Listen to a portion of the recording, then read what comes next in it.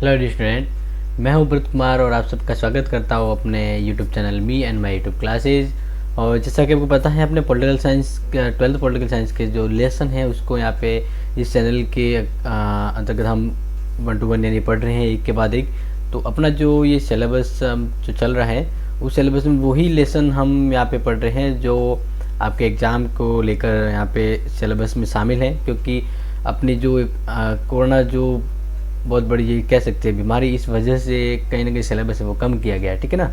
तो अब हम वही पढ़ रहे हैं जो आपके अभी बोर्ड 2021 राजस्थान का जो बोर्ड दो एग्ज़ाम होगा 2021 का, उसमें आपके जो 60% जो सिलेबस हैं उसके अंतर्गत यानी जो लेसन है वही हम यहाँ पे अध्ययन कर रहे हैं। तो अभी ये जो वीडियो है वो आपको पता रहे कि हम राजनीतिक सहभागिता अपना जो लेसन है राजनीति विज्ञान का 2nd यूनिट का, ठीक है ना। तो उस यूनिट के हम यहाँ पे पढ़ रहे हैं 2nd पार्ट को, यानी राजनीतिक सहभागिता का 1st पार्ट इस वीडियो पे अपने इस चैनल पे उपलब्ध है और 2nd पार्ट ये आज है। इसके साथ ये जो लेसन है वो समाप्त हो जाएगा।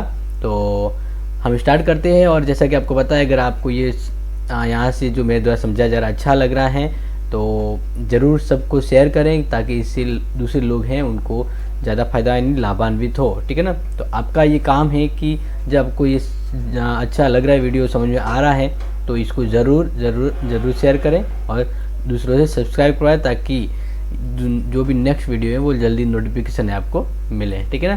तो हम आते हैं अपने स्क्रीन पे। तो स्क्रीन पे जब स्टार्ट करते हैं तो आप यहाँ देख लीजिए अपना यहाँ पे जो टॉपिक है, यानी जो जैसे कि आपका जो बुक्स है, बुक्स को यहाँ पे हम स्क्रीन पे लेके आए हैं। तो स्क्रीन पे देखिए हम जो जहाँ पेंट किया था उसके आगे कि राजनीतिक सहभागिता का स्वरूप किस तरह का है, ठीक है ना। राजनीतिक सहभागिता है किस तरह की व्यवहारिक रूप में आ जाती है, तो इसको यहाँ पे अपने देखना है।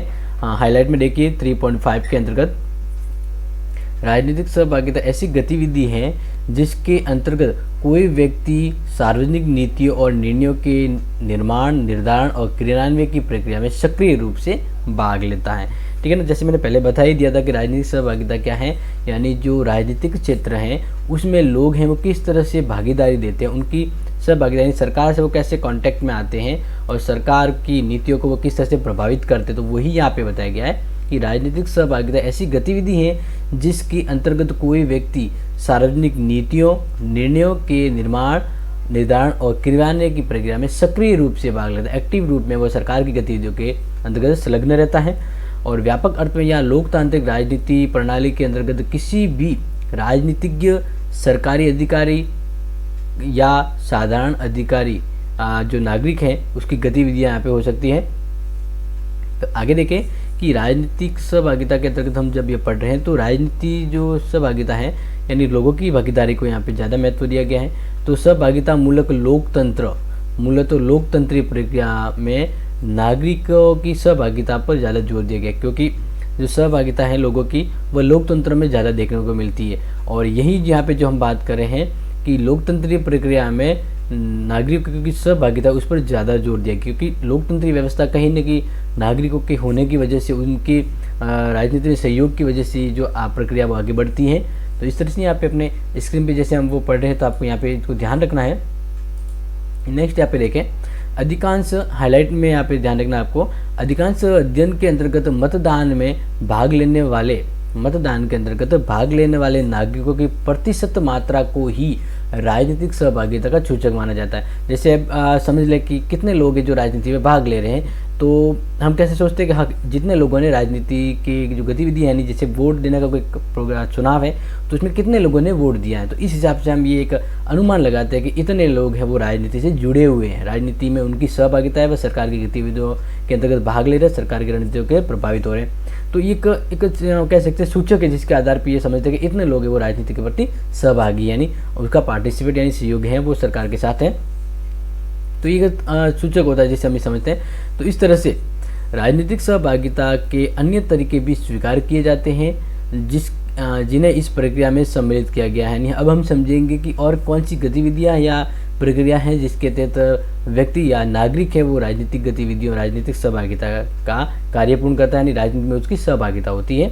तो यहाँ पे हम देखें जो फर्स्ट पॉइंट यहाँ पे हाईलाइट हो रहा है, ठीक है ना, तो इसको देखिए, सामुदायिक गतिविधि, ठीक है ना, यानी जो लोग हैं वो आपस में इस समूह के रूप में इकट्ठे होकर राजनीति की गतिविधियों में, राजनीति की जो नीति प्रणाली या जो व्यवस्था होती है उसको प्रभावित करते हैं या उसमें अपनी योग्यता भागीदारी दर्ज कराते हैं, तो वो राजनीतिक सहभागिता के अंतर्गत होता है। तो यहाँ पे देखिए सामुदायिक गतिविधि, इसके अंतर्गत समुदाय के सदस्य किसी सामूहिक उद्देश्य की पूर्ति के लिए, वो समुदाय के सदस्य हैं वो उन सभी का एक सामूहिक उद्देश्य होता है, उन उद्देश्य के लिए जब वह एकत्रित होते हैं, और वह उद्देश्य जैसे कोई भी हो सकता है, स्वच्छता, सुरक्षा इत्यादि की व्यवस्था के लिए एक दूसरे के साथ मिलजुल कर जब कार्य करते हैं, तो ये मेल जोल उनमें सहभागिता बढ़ाता है, और यही राजनीति में राजनीतिक सहभागिता का एक सूचक होता है।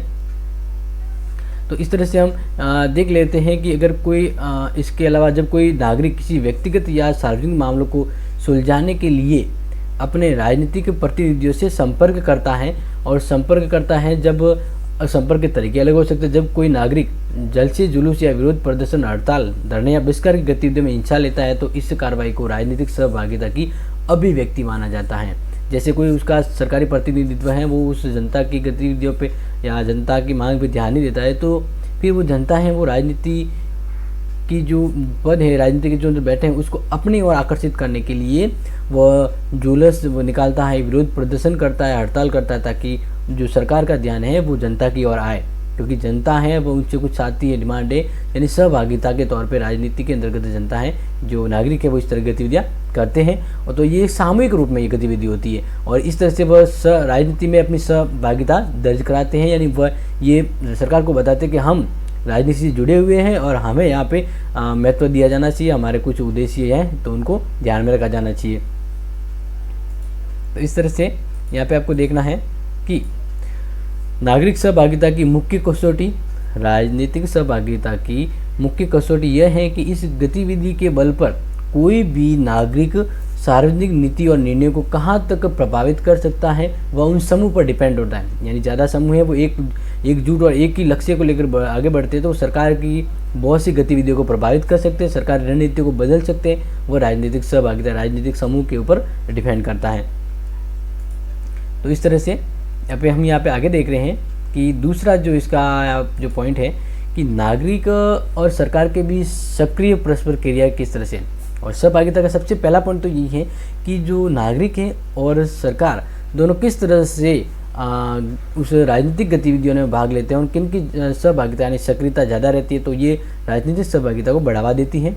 तो यहाँ पे देखना है कि यह दो तरफा गतिविधि है। जब एक पक्ष क्रिया करता है तो दूसरा पक्ष उसका प्रत्युत्तर देता है। मतलब सरकार जब कोई काम करती है तो उसके प्रत्युत्तर में जनता है उसको जवाब देती है कि भाई ये सरकार सही से कर रही है, गलत कर रही है, यानी उसके जो कानून है वो लोगों के हित के लिए नहीं है, तो उसका रिप्लाई फीडबैक है वो जनता के द्वारा मिलता है। यानी दो तरफा है कि अगर एक पक्ष काम करेगा तो दूसरा उसका उत्तर देगा। और दूसरे शब्दों में अगर हम समझें तो राजनीतिक सहभागिता को कार्य रूप देने के अलावा नागरिकों की भी ये पहल होती है। यानी जब सरकार एक जो सरकार होती है, यानी कह सकते हैं जो जिस व्यवस्था के शासन व्यवस्था है, तो एक तो सरकार होगी, दूसरा हो गया नागरिक, ठीक है ना। तो सहभागिता राजनीतिक गतिविधियों में कोई भी पहल कर सकता है, ठीक है ना। सरकार आगे होकर उसको कार्य को पूरा कर सकती है, अभी जनता। तो यहाँ पे ये कह रहे हैं कि सरकार भी पहल कर सकती है या राज्य भी, किसी व्यक्ति भी, नागरिक जो है वो उस राज्य की गतिविधियों में अपनी पहल कर सकते हैं। तो इस तरह से आगे देखिए, हम यहाँ पे स्क्रीन पे देख रहे हैं 3.6 जो आपको स्क्रीन पे यहाँ पे दिख रहा होगा। राजनीतिक सहभागिता के प्रमुख अभिकरण, यानी ऐसे कौन कौन से तत्व हैं जो राजनीतिक सहभागिता के अंदर उसका कह सकते हैं कि इस तरह से सहभागिता बढ़ती है। यानी ऐसे तत्व या ऐसे समूह, ऐसे प्रमुख तत्व अभिकरण की बात करें जिसके तहत लोग हैं वो राजनीति के अंदर अभिमुखीकरण होते हैं, यानी उनका राजनीति के प्रति संपर्क है वो ज़्यादा सहभागी होता है। तो इस तरह से देखिए दबाव समूह। अब दबाव समूह का जैसे आपको पता है, जैसे राजनीति के अंतर्गत जब सरकार जब कार्य करती है तो सरकार के कार्यों को प्रभावित करने का एक तरीका है। जैसे कुछ समूह है, हित समूह है, दबाव समूह है। तो हित समूह का उद्देश्य एक राष्ट्र हित के लिए होता है, लेकिन दबाव समूह में वो अपने स्वार्थ पूर्ति के लिए सरकार पर दबाव डालते हैं, ठीक है ना। तो अब इसको यहाँ पे स्क्रीन पे देखिए। उदार लोकतंत्र के अंतर्गत लोगों के ऐसे समूह जो अपने किसी समान हित, यानी बहुत सारे लोग जब इकट्ठे हो जाते हैं उन सभी का हित क्या एक ही है, तो उन समान हित की सिद्धि के लिए या इस सिद्धि के उद्देश्य की पूर्ति के लिए वे अपने दृष्टिकोण से, अपने विचारों से लोगों के सामने रखते हैं और लोगों की स्वीकृति जब वो लेते हैं तो इस स्वीकृति से अपने दृष्टिकोण को लोगों के सामने रखकर लोक मत का समर्थन जुटाने का प्रयास करते हैं। अपनी आवाज़ सरकार तक पहुंचाकर ऐसी नीतियां बनाने का प्रयत्न करते हैं जो उनके हित के अनुरूप हो। दबाव समूह का मतलब यही है कि सरकार को प्रभावित करने का एक ऐसा संगठन, एक ऐसा समूह जो अपने अनुसार सरकार की नीति को प्रभावित करने की क्षमता रखते हैं। तो इसके एग्जाम्पल के रूप में देखिए ऐसे कौन से दबाव समूह हो सकते हैं।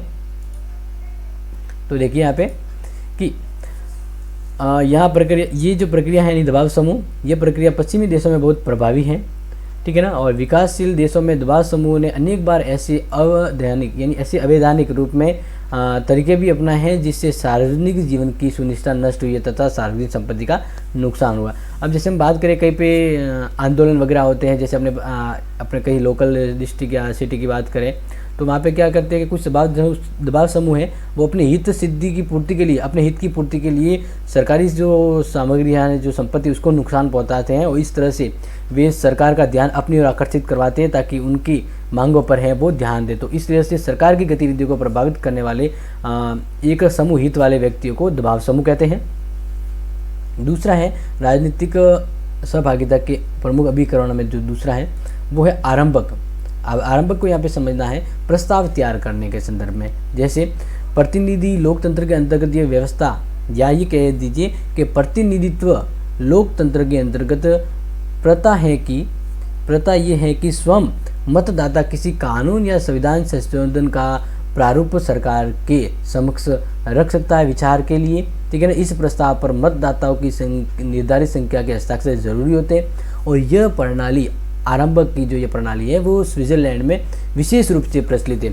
मतलब ये है कि जैसे कोई संविधान में कुछ संशोधन करना है तो वो सरकार करती है, संसद का काम है। लेकिन अगर कभी ऐसा हो कि जनता को इसका कुछ महत्व लगे तो जनता वो अपनी संख्या दर्ज कराती है, यानी सभी लोग इकट्ठे होकर एक प्रस्ताव तैयार करते हैं। उस प्रस्ताव को विधानसभा या विधानमंडल में भेजते हैं और उस प्रस्ताव पर उन सभी लोगों के हस्ताक्षर होते हैं जो उस संशोधन को करने के लिए इच्छुक हैं। तो इस तरह से ये जो काम है, यानी जो लोगों के प्रस्ताव से संविधान में संशोधन है वो स्वीकार किया जाता है। तो ये जो व्यवस्था है वह कहीं न कहीं स्विट्जरलैंड में ज़्यादा देखने को मिलती है। वहाँ पे आम जनता के विचारों को स्वीकार किया जाता है। लेकिन लोकतंत्र शासन जैसे भारतीय व्यवस्था में क्या है कि सरकार का ये प्रमुख कार्य है, सरकार को हमने ये अधिकार दिया है कि वह संविधान में संशोधन करें लोकतंत्र के हित के अकॉर्डिंग। तो इस तरह से आगे देखें कि ये तो था अपना दूसरा जो हम पॉइंट पढ़ा। अब तीसरा यहाँ पे समझना है कि प्रत्याहन का मतलब होता है जैसे हमने किसी राजनीतिज्ञ प्रतिनिधि है उसको सुना है और वह सरकार में बैठ गया, सरकार में वह अपने द्वारा सुना हुआ प्रतिनिधि काम कर रहा है। लेकिन कभी ऐसा हो कि वो प्रतिनिधि जिसको हमने सुना है सरकार में वो बैठ रहा है, काम कर रहा है, लेकिन वो सही से काम नहीं कर रहा है, अकॉर्डिंग लोकतंत्र के अकॉर्डिंग वो शासन नहीं कर रहा है, वो अपनी मन मर्जी से कर रहा है। उसको सुना तो हम लोगों ने प्रतिनिधि के तौर पर सरकार में काम करने के लिए, लेकिन वह अपने हित स्वार्थ की पूर्ति कर रहा है। तो लोगों को, लोकतंत्र शासन व्यवस्था में लोगों को ये अधिकार है कि अब उस सुने हुए प्रतिनिधि को वापस जनता है उसे अपने पद से हटा सकती है। तो ये जो व्यवस्था है वह लोकतंत्रीय व्यवस्था के अंतर्गत लोगों की सहभागिता को बताती है, यानी लोगों की सहभागिता। एक तरह से तो लोगों ने उस व्यक्ति को सुना सरकार के तहत, तो वो लोग राजनीति में सहभागिता के तौर पर उस व्यक्ति को प्रतिनिधि बना के रूप में भेजा और वापस लोगों की ये और भागीदारी होती है राजनीति के प्रति कि उस सुने हुए व्यक्ति को वापस वहाँ से हटा सकती है, यानी उस प्रतिनिधि को वापस बुला सकती है। उन्होंने भेजा था वापस सरकार के अंतर्गत, तो उसको वापस बुला सकती है, ठीक है ना। प्रत्याहन यानी रिकॉल कहते हैं, जिसको वापस पुनः बुलाया जा सकता है कि भाई वो हमारे विचारों के अनुरूप सरकार के अंतर्गत हमारा प्रतिनिधि काम नहीं कर रहा है, तो लोगों के ये अधिकार है कि उनका जो सुना हुआ प्रतिनिधि उनको वापस से बुलाया जा सकता है, उनको उस पद से हटा भी सकते हैं। तो ये कहलाता है प्रतिनिधि वापस से बुलाना, यानी प्रत्याहन। समझ गए होंगे। नेक्स्ट देख लीजिए इसमें अच्छे से थोड़ा और आगे। संसदीय लोकतंत्र के अंतर्गत यह व्यवस्था या प्रथा है कि मतदाता अपने सुने हुए प्रतिनिधि को उस कार्य काल समाप्ति होने से पूर्व, जैसे कोई व्यक्ति है जिसको हमने सुना है सरकार में प्रतिनिधि के तौर पे वो 5 साल काम करता है, लेकिन अगर जनता उस प्रतिनिधि से संतुष्ट नहीं है तो उसको 5 साल के अंतर्गत ही वापस मतदान करके उसे अपने उस जो कार्य दिया उससे वापस को हटा सकती है, यानी वापस उसको सरकार से बुला सकती है। तो इस तरह की जो व्यवस्था है वो ज़्यादा प्रभावी स्विट्ज़रलैंड में देखने को मिलती है। स्विट्ज़रलैंड में लोगों को पूरी इतना ज़्यादा अधिकार है कि वह उस अपने चुने हुए प्रतिनिधि को वापस से बुला सकती है कि तू जनता के हित के काम नहीं कर रहा है। तो इस तरह के वापस बुलाने के प्रस्ताव को जब लाया जाता तो उसमें सभी लोगों की मंजूरी यानी हस्ताक्षर होना जरूरी है, और ये विशेष रूप से स्विट्ज़रलैंड में ये प्रक्रिया ज़्यादा देखने को मिलती है।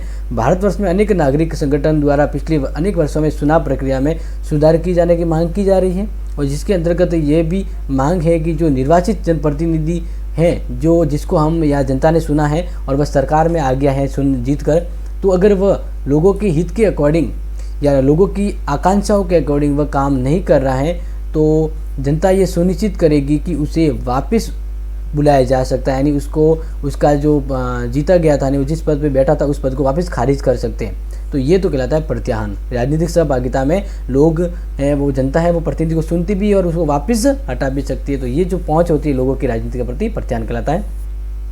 नेक्स्ट देखिए, जन सुनवाई। अब जैसा कि आपको पता है नाम से, जन सुनवाई का मतलब लोगों की किसी भी राजनीतिक गतिविधियों में सुनवाई के संदर्भ में जो प्रक्रिया है वो जन सुनवाई के अंतर्गत आती है। यह वह प्रक्रिया है जिसके अंतर्गत जनप्रतिनिधि और सार्वजनिक अधिकारी वर्ग विभिन्न विषयों पर जनता के विचारों की समस्या जानने का प्रयत्न करते हैं। जैसे आपने देखा होगा कि गाँवों में पंचायतें होती थी, ठीक है ना, तो अधिकारी या जो आगे के जो वरिष्ठ अधिकारी होते थे वो गाँवों में आते थे और लोगों की जो समस्या है वो सुनते थे। तो वहाँ पे सरपंच पर अलग अलग तरह के जो भी अधिकारी होते थे उस शासन व्यवस्था में, वो सभी आके उस सुनवाई में भाग लेते थे और सरकार के लोगों की समस्या को सुन के उनका निपटारा करते थे। तो इस तरह से ये ध्यान रखना कि जन सुनवाई का मतलब लोगों के बीच में बैठकर लोगों की बातों को, उनके विचारों को सुनना और उसके अकॉर्डिंग उनकी समस्या को समाधान करने में अपना जो योगदान है वो देना। तो ये कहलाता है जन सुनवाई। और ये जो व्यवस्था है ज़्यादातर गाँवों में, शहरों में देखी जाती है, जहाँ पर सरकार की जन सुनवाई को ज़्यादा महत्व दिया गया है। क्योंकि अब ये व्यवस्था है तो कहीं ना कहीं ये व्यवस्था अब तो नहीं रही है, क्योंकि अब ये व्यवस्था है वह एक तरह से यहाँ पे महत्वपूर्ण ये इस तरह से हो गई है क्योंकि ये संस्था अब संस्थाबद्ध हो चुकी है, तो कहीं ना कहीं कम हो गया। लेकिन लोगों की जन सुनवाई मतलब ये है कि लोगों की आवाज़ों को सुनने के लिए सरकार उसके स्तर तक जाती है, यानी उनके गाँवों तक जाती है, उनकी समस्या का समाधान ढूंढती है। नेक्स्ट देखें, पांचवा जो अपने है अभिमुखीकरण में, वो सलाहकारी परिषद। यानी आजकल सरकारें अपने विभागों से जुड़े कार्यों के लिए विशेष कार्य पक्षों पर जैसे जो इतने भी राजनीतिक कार्यालय हैं उन कार्यालय के जुड़े कुछ विशेष पक्ष है उस पर एक सलाहकारी परिषद होती है, यानी नागरिक होते हैं जो उस संदर्भ में अपने विचार देते हैं। तो उस विचार को सलाहकार परिषद कहते हैं। यानी कोई भी संस्था है तो उन संस्था के संदर्भ में कुछ लोग हैं तो उससे जुड़े होते हैं और फिर वो उसके अच्छे बुरे के संदर्भ में विचार देते हैं, विचार विमर्श करते हैं, मशवरा देते हैं, यानी सलाह करते हैं। तो ये सलाहकारी परिषद कहलाती है जो सलाह देने का काम करती है। तो इस तरह से सलाह देने का काम है वो नागरिकों के द्वारा होता है। ये जो सलाह है वो राजनीति के संदर्भ में होती है, तो यानी लोगों की राजनीति में इस तरह से भी सहभागिता बढ़ती है। नेक्स्ट देखें यहाँ पे, तो वो है भारत में अनेक विभागों में ऐसी ही सलाहकार परिषदें और समितियां हैं वो बनाई गई हैं, जिसको आप यहाँ पे आगे देखेंगे किस तरह से गतिविधियों के अंतर्गत सलाहकारी परिषद अपनी भूमिका निभाती हैं। तो नेक्स्ट देखिए, अभिमुखीकरण का जो अंतिम वाला पॉइंट है, तो नेक्स्ट पॉइंट है वो है 6 प्री प्रसा। यानी इसका मतलब ये है कि किसी प्रश्न पर निर्णय लेना है तो मतदान करना। जैसे सरकार कोई कार्य कर रही है या कोई नया कानून ला रही है तो इससे पहले वह जनसाधारण से उस कानून के ऊपर अपनी राय अगर जानना चाहे, सरकार ये चाहती है कि हम ये कानून ला रहे हैं तो उसके बारे में लोगों का क्या सोचना है, क्या ये कानून लाना चाहिए या नहीं लाना चाहिए, मतलब लोगों के हित में है या नहीं। तो इससे पहले उस प्रश्न पर या उस जो नया एक कानून ला रहा है उस पर पहले ही वोटिंग करवाई जाती है, लोगों के विचार जाने जाते हैं। तो इस तरह से लोगों की पहले की इच्छा जानी जाती है कि वह क्या इस विचार है, इसके बारे में क्या सोचते हैं। तो इस तरह से कहलाती है प्री चर्चा। यानी इस तरह से सरकार के कार्यों में लोग हैं वो भागीदारी देते हैं, लोगों की सहभागिता होती है उस सरकार के प्रति। इस तरह से अपने विचार या जो कह सकते हैं गतिविधियां हैं वो सरकार के साथ भाग लेने की तरह कार्य करती है। तो ये है वो क्या कहलाती है राजनीतिक सहभागिता का अभिकरण। जैसे अब एक इसका ही देखें तो अभी हाल ही में आपने देखा होगा ब्रिटेन है वो यूरोपीय यूनियन की सदस्यता से अलग होना चाहता है। यूरोपीय यूनियन है उससे ब्रिटेन अलग होना चाहता है, यानी ब्रेक्जिट जो आपने सुना होगा। तो इसके लिए ब्रिटेन ने अपने लोगों से कहा कि कितने लोग हैं जो यूरोपीय यूनियन में बने रहना चाहते हैं या फिर यूरोपीय यूनियन हैं उससे अलग होना चाहते हैं, उसके पक्ष और विपक्ष में वोट दीजिए। तो इस तरह से किसी भी सार्वजनिक मसले पर सभी लोगों की सहमति जानने के लिए प्री-परीक्षा यानी एक मतदान करवाया जाता है। तो इस तरह से लोग हैं उस राजनीति, उस सरकार की गतिविधियों में भाग लेते हैं। तो ये भी कहलाता है यहाँ पे राजनीतिक सहभागिता। आगे यहाँ पे देखें नेक्स्ट, तो ध्यान रखना है सविनय अवज्ञा, यानी जैसे आपको पता है गांधी जी के द्वारा इस विचार यानी इस कह सकते हैं इस धारणा का उपयोग किया था जिस उस भारतीय शासन व्यवस्था के उपनिवेशिक काल में। तो अब इसको यहाँ पे देखें कि यानी इस तरह से कैसे हम राजनीति की सहभागिता को और बढ़ा सकते हैं। तो देखिए वह कार्यवाही जिसमें किसी अन्यायपूर्ण कानून यानी कोई सरकार है जो कोई ऐसे अन्यायपूर्ण कानून बनाती है, ठीक है ना, तो उस कानून को, इन कानून का विरोध करने के लिए जनता जानबूझकर और खुले तौर पे उसकी सरकार के द्वारा बनाए गए उस अन्यायपूर्ण कानून को तोड़ती है, ठीक है ना, या किसी निश्चित स्थान पर प्रवेश करके स्वेच्छा से सरकार के संदर्भ में अपनी गिरफ्तारी देती है, ताकि किसी विशेष समूह पर जब ज़्यादा लोग गिरफ्तार हो तो सरकार का उस समस्या के ऊपर ध्यान जाए कि क्यों लोग इस तरह से परेशान हो रहे हैं। तब सरकार को जब ये ज्ञात हो जाए कि हमारे जो कानून है वो गलत है, तो इस तरह से सरकार उस कानून को बदल सकती है। यानी लोगों की इस तरह से भी गतिविधियों के तहत राजनीति को प्रभावित और राजनीति को अपनी ओर उन्मुक्त और सहभागिता करने का कार्य होता है। जैसे आपने देखा गांधी जी के द्वारा सविनय अवज्ञा आंदोलन चलाया था, ठीक है ना, दांडी मार्च, यानी सरकार ने यानी ब्रिटेन जो समय थी उसने नमक के ऊपर भी कानून बना दिया, नमक के ऊपर भी टैक्स लगा दिया, यानी जिस तरह के नमक है वो बनाने का अधिकार आम जनता को नहीं होगा। तो इस तरह से ये गलत था। तो लोगों ने फिर खुलेआम सरकार के कानून का विरोध किया और आगे से होकर उन्होंने जेल में अपनी गिरफ्तारी दर्ज करवाई। तो इस तरह से लोग सरकार का ध्यान है वो लोगों की ओर गया और सरकार है अपने कार्य को बदलने के का है जो प्रक्रिया है वो करनी पड़ी। तो इस तरह से ये भी एक तरीका है जिससे राजनीतिक सहभागिता है वो बढ़ती है, लोगों की सहभागिता होती है राजनीति के प्रति। नेक्स्ट देखें राजनीतिक प्रतिहिंसा, यानी ऐसा भी गतिविधि, ऐसी भी कार्य होती है जिसमें लोग हैं वो हिंसा के ऊपर उतारू हो जाते हैं। यानी विरोध प्रदर्शन का सबसे उग्र रूप है बमबारी, हत्या, उपद्रव, लोगों को बंधक बनाना, सार्वजनिक संपत्ति को क्षति पहुंचाना। ये जो कार्य हैं ये लोकतंत्र के विरोध में है, लेकिन कहीं ना कहीं राजनीतिक सहभागिता के तौर पे ये भी काम में आते हैं। यानी सरकार अगर बहरे कानों वाली हो तो उसे हिंसा का अगर रास्ता, हिंसा के तौर पे उसको उस कार्य के या उस समस्या पर ध्यान आकर्षित करवाने के लिए लोगों के द्वारा ये भी गतिविधि अपनाई जाती है। यानी ये भी राजनीतिक सहभागिता का एक कह सकते एक तरीका है। तो इस तरह से हम आगे नेक्स्ट देखें कि हम ये जो समझ रहे हैं यहाँ पे वो ये है कि राजनीतिक सहभागिता के अंदर कौन कौन से तरीके जिसके तहत राजनीति के अंतर्गत लोग इस सहभागिता अपनी दर्ज कराते हैं, यानी लोगों की सरकार के प्रति संपर्क रहता है। अब नेक्स्ट देख रहे हैं कि राजनीतिक सहभागिता की उपादेयता क्या है, यानी महत्व क्या है, ठीक है ना, राजनीतिक सहभागिता क्या महत्व है, कितना उपयोगी है ये विचार, यानी जिस तरह से हम ये पढ़ रहे हैं। तो देखिए जन सहभागिता लोकतंत्र के बावजूद ये सही है कि आज के प्रतिनिधि लोकतंत्र में अपने नागरिकों के निर्णय प्रक्रिया में सार्थक सहभागिता के बहुत मामूली अवसर मिलते हैं, ठीक है ना। तो मतदाता है मतदान के प्रति उदासीन, यानी सरकार है वो सही से काम नहीं करती है तो लोग हैं वो सरकार के प्रति उदासीन हो जाते हैं, वो मतदान की गतिविधियों में भाग नहीं लेंगे, यानी सरकार क्या करे उसके प्रति उनकी कोई रुचि नहीं रहेगी। तो इस तरह से लोगों की सहभागिता है वो सरकार के प्रति कम हो जाती है। तो यहाँ पे ये ध्यान रखना है कि इस तरह से जैसे हम समझ रहे सहभागिता को, तो नेक्स्ट यहाँ पे ध्यान रखना है कि कभी कभी सरकार क्या होती है कि अपनी शक्ति का दुरुपयोग करती है, जिससे लोग हैं वो और ज़्यादा रुष्ट हो जाते हैं और सरकार की गतिविधियों में ध्यान नहीं देते। तो लोकतांत्रिक शासन व्यवस्था में ये जरूरी है कि लोग सरकार की गतिविधियों में ज़्यादा से ज़्यादा भाग दें, सहभागिता दें, ताकि जो व्यवस्था है वो लोकतंत्री व्यवस्था बन सके अच्छे से। इस तरह से आगे देखिए हाईलाइट में कि अतः राजनीतिक सहभागिता न केवल उत्तम समाज की जरूरी शर्त है, मतलब राजनीतिक समाज सहभागिता है वो कि उत्तम समाज के लिए नहीं बल्कि उत्तम जीवन के लिए आवश्यक अंग है, और सभी का जीवन उत्तम होना चाहिए। तो इसके लिए लोगों की सहभागिता है वो राजनीति के प्रति बहुत ही आवश्यक है। इस तरह से राजनीतिक सहभागिता की उपादेयता लोकतंत्र के अंतर्गत सार्वजनिक निर्णयों तक पहुँच बनाने में सहायक है, ठीक है ना। और नागरिकों की प्रत्यक्ष राजनीतिक सहभागिता का अधिकतम विस्तार होना आज के युग की आवश्यकता है। जिस तरह से जितना ज़्यादा हो लोग हैं वो राजनीति के अंतर्गत उसके कार्यों में उसके प्रक्रिया में भाग लें, और राजनीति अपना लोग हैं वो अपना पूरा का पूरा प्रेजेंटेशन यानी अपनी पूरी उपस्थिति है वो सरकारी गतिविधियों में दर्ज कराएं, जिससे सरकार भी उनके ऊपर ध्यान दे, सरकार भी उनकी सहभागिता को ध्यान में रखते हुए उसी के अकॉर्डिंग वो शासन करें। तो ये सहभागिता आज के समय में बहुत ही ज़रूरी है। आज के बड़े बड़े राज्यों में इस उद्देश्य की सिद्धि के लिए 2 तरीके अपनाए गए हैं जिस तरह से राजनीतिक सहभागिता बढ़ती है। तो 2 तरीके देखिए। पहला, शासक और प्रशासन, सरकार और जिस तरह से शासन चल रहा है उसका विकेंद्रीकरण करके बहुत सारे निर्णय स्थानीय समुदाय के हाथों में सौंपे जाए। मतलब ये होता है कि विकेंद्रीकरण का मतलब जो सरकार जो शासन चला रही है, जो दिशा जो कार्य या जो निर्णय ले रही है, तो उस निर्णयों लेने का हक है वो सबको मिलना चाहिए, यानी विकेंद्रीकरण। एक तो केंद्रीकरण होता है जिसमें उस शासन को चलाने का पूरा जो दारोमदार है वो सरकार केंद्र के पास होता है, लेकिन उसके उल्टा वो उस सरकार को चलाने के लिए सभी को बराबर हिस्सेदारी दी जाए। तो इस तरह से शासन व्यवस्था का विकेंद्रीकरण होना चाहिए और यह एक बहुत ही तरीका है राजनीतिक सहभागिता को बढ़ाने का।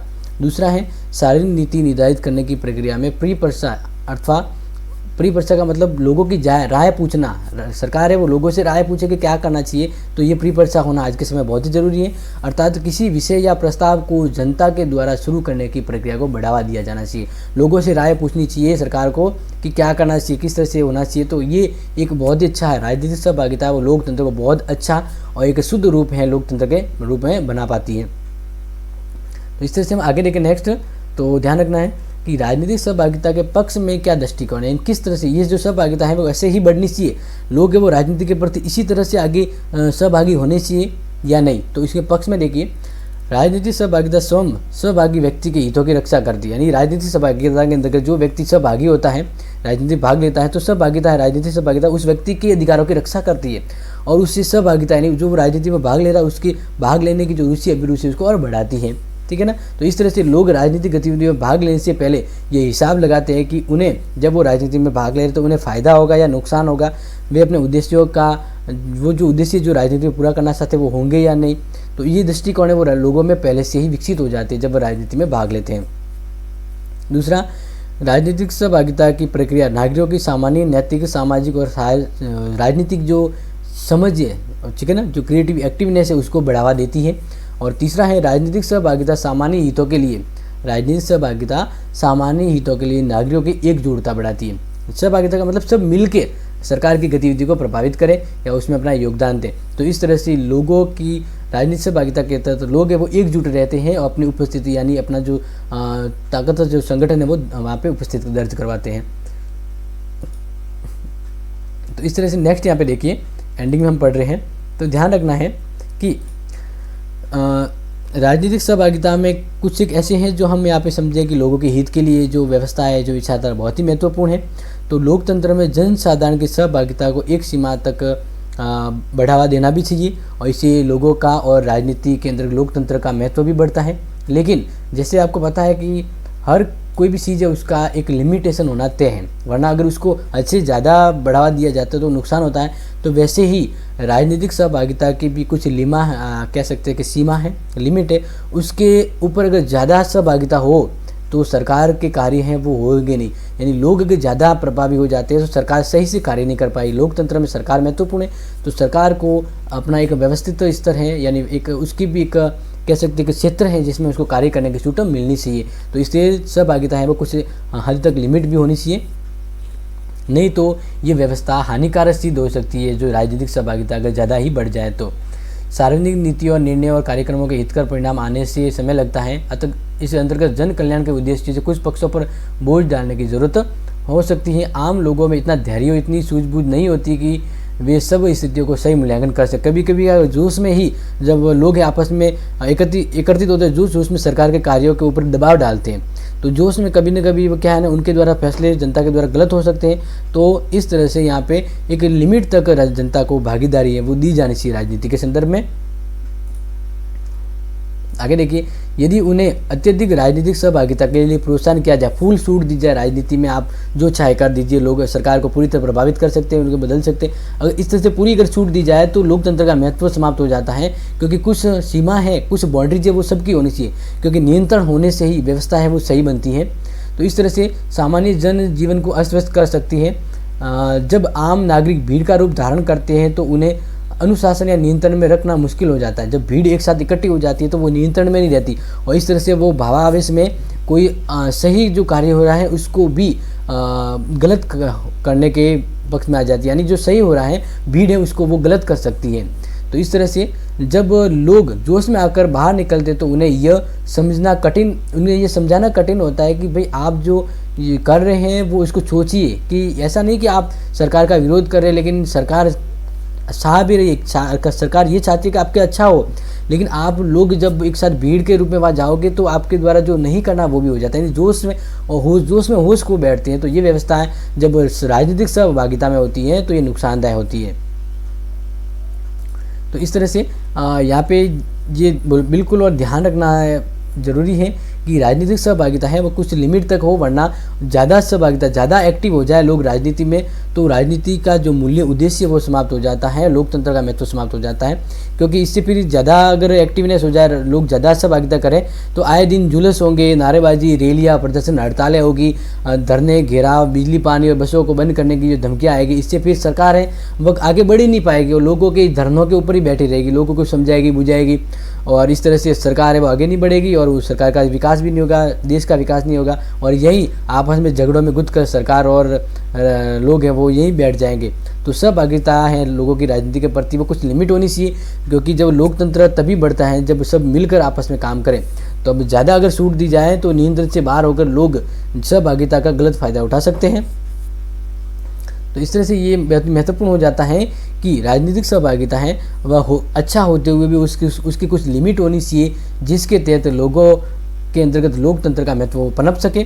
क्योंकि राजनीतिक सहभागिता है वह बहुत हद तक लोगों के लिए और राज्य के लिए सही होती है, क्योंकि इससे सरकार है वो लोगों के ऊपर ध्यान देती है और सही दिशा निर्देश लागू करती है और लोग इसमें सहभागिता दर्ज कराते हैं। लेकिन सहभागिता उसकी लिमिट होनी चाहिए ताकि जो लोकतंत्र का उद्देश्य मूल्य है वो समाप्त नहीं हो जाए। तो इस तरह से आप समझ गए होंगे कि अपना जो ये लेसन था वो यहीं पे समाप्त होता है। और इससे संबंधित अगर आपको कोई डाउट है तो बिना सोचे आप कमेंट बॉक्स में मेंशन कर सकते हैं कि सर मुझे ये वाला टॉपिक या ये शब्द समझ नहीं आया है, कृपया मुझे इसका एक्सप्लेनेशन कर दीजिए, तो मैं उसका तुरंत ही रिप्लाई दे दूँगा, ठीक है ना। और इससे संबंधित और भी कुछ या अपने इस 12th से कोई किसी भी टॉपिक से कोई डाउट है कि सर मुझे ये समझ नहीं आया है, तो आप कमेंट बॉक्स में लिखिए कि सर मुझे ये समझ नहीं आया है, तो उसके ऊपर मैं हो सकता है कि वीडियो बना के अपलोड करूं और जो आपका जो क्वेश्चन था जो आपको समझ में नहीं आया है तो उसका वीडियो में जब अपलोड करूं तो आपको वो बेहतर समझ में आए। तो ध्यान रखना, कुछ समझ नहीं आया है तो आप उसको कमेंट बॉक्स में लिख सकते हैं और सर का मुझसे बात कर सकते हैं या कह सकते हैं कि सर क्या उसका सॉल्यूशन होना चाहिए। तो हो सकता है मैं नेक्स्ट वीडियो में आपकी समस्या का सॉल्यूशन लेके आऊँ, तो इसको ध्यान रखना है। और इस वीडियो को लाइक, शेयर और सब्सक्राइब करें, क्योंकि आप जब इसको ज़्यादा रेस्पॉन्स देंगे इस वीडियो को तो मेरे द्वारा नेक्स्ट जो वीडियो है वो जल्दी अपलोड किया जाएगा, ठीक है ना। तो आपका पॉजिटिव रिव्यू फीडबैक मेरे कार्य को ज़्यादा पॉजिटिव लेगा। तो तब तक ध्यान रखिए, पढ़ते रहिए और कुछ भी डाउट है तो इसको कमेंट बॉक्स में ज़रूर शेयर करें और ये वीडियो लोगों को अपने जो क्लासमेट को ज़्यादा से ज़्यादा शेयर करें, ठीक है ना। Thank you and have a nice day.